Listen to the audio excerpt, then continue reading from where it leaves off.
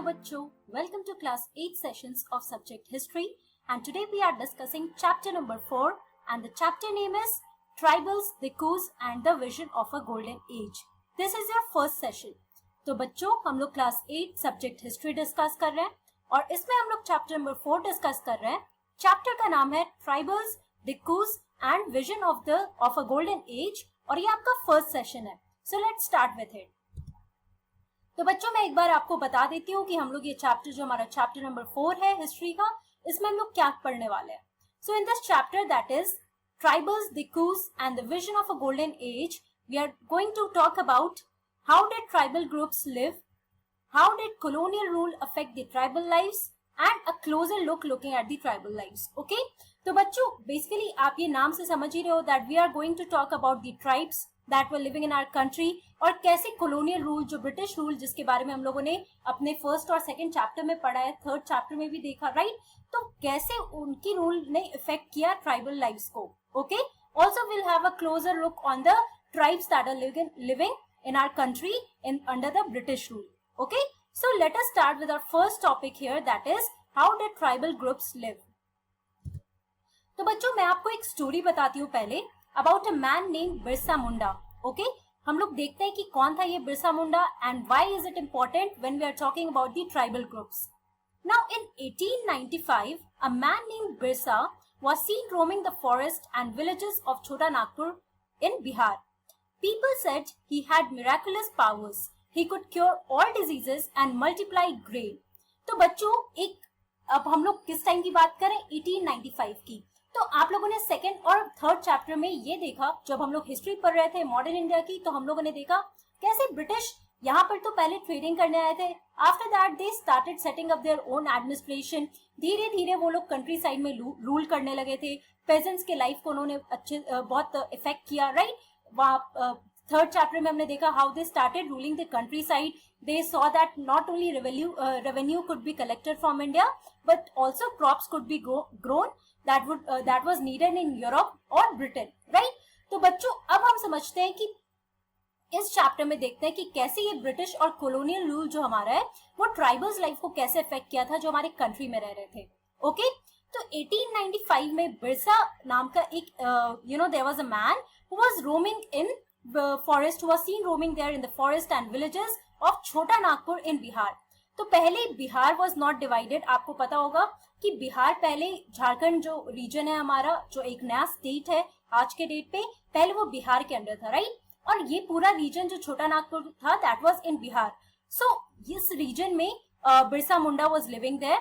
Also लोग कहते थे कि उसके पास बहुत ही मिराकुलस पावर था. किस चीज का?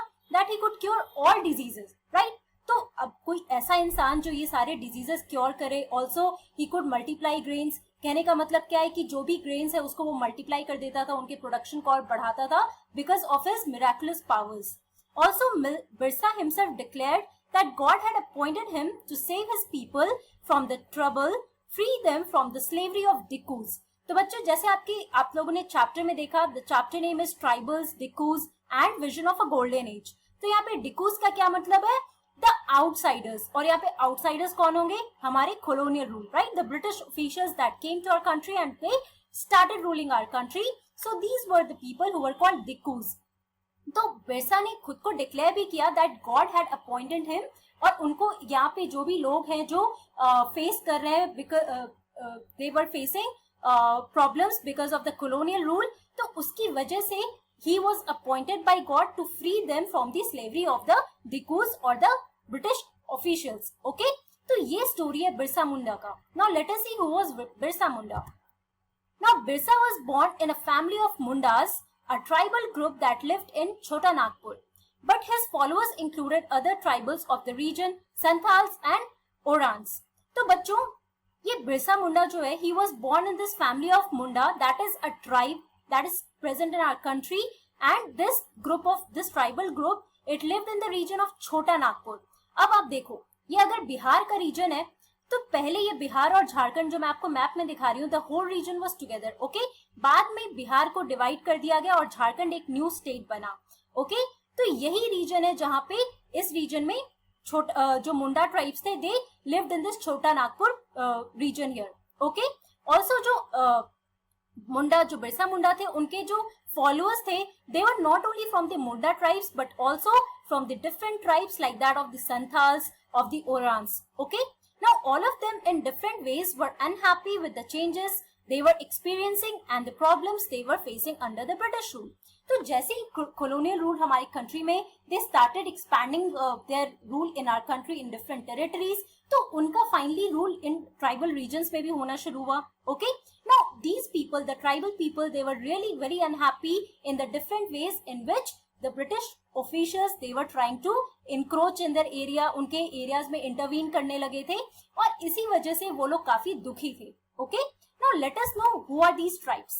तो जब आप लोग फर्स्ट चैप्टर, जब हम लोग क्लास 6 में पढ़ रहे थे हिस्ट्री, जब हमने शुरुआत किया था, and when we started talking about the hunter gatherer groups and also when they started living a settled life, तो वहां पे आप लोगों ने ट्राइब्स के बारे में पढ़ा होगा, right? But again we should let's rewind that thing that who are these tribes and उनका कस्टम्स, उनका ट्रेडिशंस हमारे कस्टम्स और ट्रेडिशन से कैसे डिफरेंट है, and how they were being affected by the colonial rule.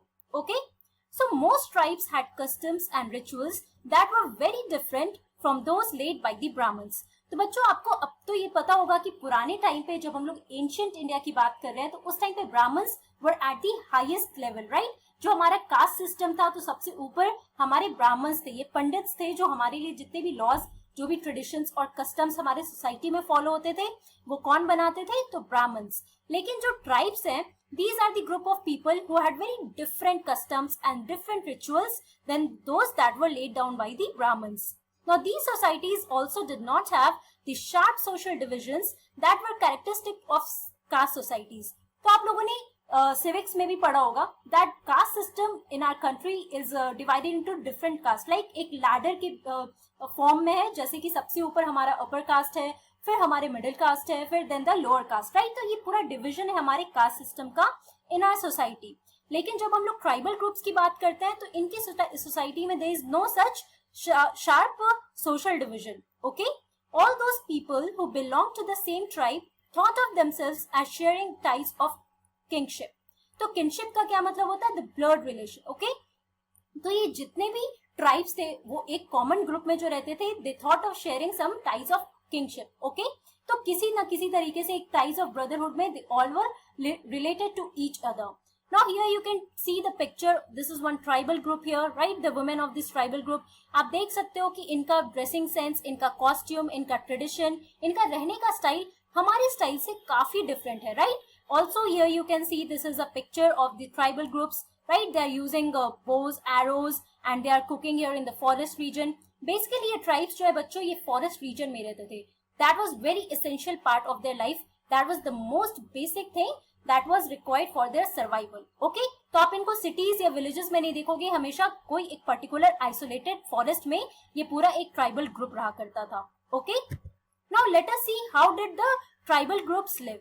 Now by the 19th century, tribal people in different parts of India were involved in a variety of activities. Okay, now let us see what the tribal groups they do for their subsistence, for their living or survival. तो बच्चों, आप लोग जब NCERT book में देखोगे इस chapter का, so there is a map showing you the different tribal groups, the location of the different tribal groups in our country. तो यहाँ पे आप देख सकते हो, you can also clearly see that in your map as I am telling you. तो बहुत सारे ट्राइबल ग्रुप्स हैं, दैट इज द गोंड्स, यहाँ पर भिल्स हैं इस रीजन में, कोलीज हैं गुजरात के रीजन में. अब देखो मुंडास, जो अभी हम लोग बिरसा मुंडा के बारे में बात कर रहे थे, तो ही हियर जो हमारा झारखंड, अब प्रेजेंट झारखंड है, उस रीजन में संथाल्स थे, ओरांस थे, who were the followers of Mundas, and the Santhals were also the followers of Mundas, है ना? Sorry, बिरसा मुंडा, है ना? Also the Cheros, Khonds, Koyas. तो ऐसे हमारे कंट्री में डिफरेंट डिफरेंट रीजन्स में ये सारे ट्राइबल ग्रुप्स डिस्ट्रीब्यूटेड थे, और ये बेसिकली कहाँ रहते थे? तो फॉरेस्ट रीजन में रहते थे. जो भी फॉरेस्ट एरियाज है, वहां पे ये ग्रुप में ये सारे जो ट्राइबल ग्रुप्स हैं, they used to live there and they used to work for their own survival. Okay, now let us see who were these tribal peoples, what were they doing for their own survival. So some of these tribal peoples were the Jhum cultivators. Now let us see what is this Jhum cultivators, or what is this Jhum cultivation. So some of them practiced Jhum cultivation, that is shifting cultivation. आप लोगों ने geography में इसके बारे में पढ़ा होगा. So let us know what is this Jhum cultivation or shifting cultivation. Now this was done on small patches of land, mostly in forest. तो जैसे मैंने आपको बताया, जो हमारे ट्राइबल ग्रुप्स थे बच्चों, ये फॉरेस्ट रीजन में ही रहते थे. ये सिटीज में आज के डेट पे भी इट्स नॉट नेसेसरी कि आप लोग इनको सिटीज में देखोगे. अब मॉडर्न वर्ल्ड, हमारा सोसाइटी इतना एडवांस हो गया है, फिर भी हमारे जो ट्राइबल्स हैं, they are still stick to their own traditions and the customs. Okay, now let us see about shifting cultivation here. So the cultivators cut the tree tops to allow sunlight to reach the ground and burn the vegetation on the land to clear it for cultivation. तो बच्चों, जो हमारा झूम cultivation है उसमें basically क्या होता था, जो कल्टीवेटर्स है वो ट्री को कट कर देते थे, ओके, ताकि सनलाइट जो है वो ग्राउंड पर आए और जितने भी वेजिटेशन है वहां पे प्रेजेंटली उस लैंड में, तो उसको वो बर्न कर देते थे, so to clear it for cultivation. Okay, यहाँ पे आप देख सकते हो that women in hilly regions they are practising this jhum cultivation. Okay, now they spread the ash from the firing which contained potash to fertilize the soil. तो उसके बाद जब ये लोग लैंड क्लियर कर देते थे, तो ये जो एश था, ये लोग जो फायर, फिर वो फायर लगा देते थे पूरे फॉरेस्ट एरिया में, और फाइनली वो एश में वो स्प्रेड करते थे. ऑब्वियसली जब आप आग जलाओगे तो आपको राग मिलेगा, वही राग जो हम उसको एश कहते हैं, है ना. तो उसको पूरा वो स्प्रेड कर देते थे फील्ड में, that contain potash, and potash is really important for fertilizing the soil. Okay, so basically to enhance the fertility of soil, this was performed, the jhum cultivation was performed on a small patch of land in the forest areas.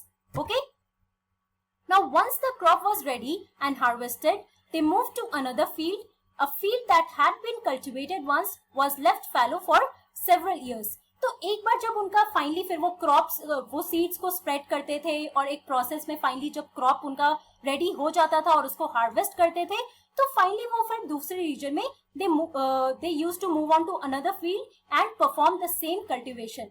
Okay, now once a field that had been cultivated was left fallow, मतलब कि वो reason जो cultivate कर दिया गया उसको फैलो छोड़ देते थे, मतलब the region was now uncultivated for several years, ताकि वो फिर से अपनी फर्टिलिटी को रिगेन करे, and after that they can again repeat the process of jhum cultivation. Okay, now shifting cultivators were found in the hilly and forested tracts of north east and central India. तो बच्चों, ये झूम cultivation mainly कहाँ पे practice किया जाता था? So it was practised in the north east region of our country and the central India. Okay, जो हमारे कंट्री का जो सेंट्रल पार्ट है और जो नॉर्थ ईस्टर्न पार्ट है, like that of Assam, Nagaland, Manipur, ये सारे रीजन्स हैं, या फिर जो आप मध्य प्रदेश देखो, और बिहार, झारखंड, ये सारे रीजन्स जो आते हैं बच्चों, ये पूरे रीजन में हमारा झूम कल्टीवेशन प्रैक्टिस किया जाता है, mainly in the forest areas. Okay, now you can see how this trees they are cut here. तो यही फैलो लैंड होता है बच्चों, कि एक बार ट्रीज उन्होंने कट कर दिया, फायर कर दिया, लगा दिया, और उसके बाद जो एश होता है वो स्प्रेड किया जाता है पूरे लैंड में, और वही potash that is contained in those ashes, वो that enhances the fertility of soil, और उसके बाद ये लोग सीड्स को स्प्रेड करते हैं पूरे एरिया में, और फाइनली जो एक प्रोसेस के बाद crop is grown and it is harvested, and finally they leave the land fallow, that is uncultivated for several years, and they move on to another place and they perform this shifting cultivation. Okay, इसीलिए इसका नाम झूम cultivation या shifting cultivation है. Okay, तो बच्चों, आज की क्लास में हम लोगों ने क्या पढ़ा? We talked about Birsa Munda. I talked about Birsa Munda, taking an example to explain the tribes कि उनको बिरसा मुंडा को आज भी ट्राइबल ग्रुप्स जो है वो गॉड मानते हैं. They believe that he had this miraculous power जिससे वो सारे डिजीजेस को क्योर कर सकते थे, and he multiplied the grains. And also we talked about the tribes, their customs, and how it is different from people who are living in the modern world. आज के modern society में जो लोग हैं उनसे कितने डिफरेंट है. Also we talked about how did the tribal groups live, जिसमें हम लोग ने सबसे पहले डिस्कस किया कि ये जो हमारे कुछ ट्राइबल ग्रुप्स थे, दे वर दी झूम कल्टीवेटर्स. आगे की क्लास में we are going to continue with this discussion, that is how did the tribal groups live, बाकी और कौन कौन से ऑक्यूपेशन थे that was performed by these tribal groups. Okay, now that's all for today. Thank you very much. I will meet you in the next class.